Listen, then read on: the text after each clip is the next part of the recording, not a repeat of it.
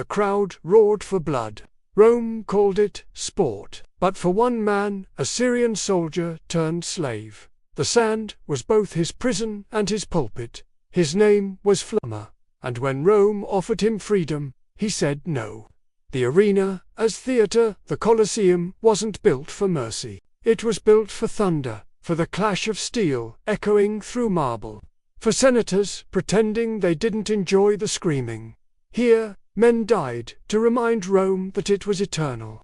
Every drop of blood was a civic hymn. Enter Flamma Flamma, real name lost, perhaps a soldier from Syria, captured, enslaved, branded, and trained in the rudis to fight for Roman amusement. He was small, quick, and inconveniently good at surviving. A secutor fighting against net-throwing retieri, armed with tridents. He won again and again and again. Now, the emperor loved a good narrative arc.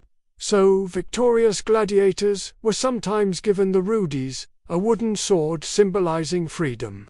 Flamma received it 4 times. Each time he refused it, choosing to remain a gladiator. Rome couldn't decide if that made him brave, mad, or just excellent in the box office. Why refuse freedom? Maybe the arena was all he had left. A place where his skill meant survival, where he was cheered instead of chained. Maybe he knew that outside, a freed gladiator was just another foreigner with scars. Inside, he was a god for 5 minutes at a time.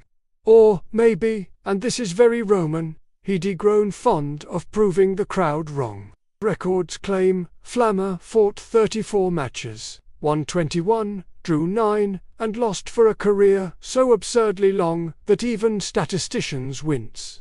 He died around the age of 30, probably on the sand he'd chosen. His gravestone reads, Flamma, Syrian, aged 30. 34 fights, he rests in peace.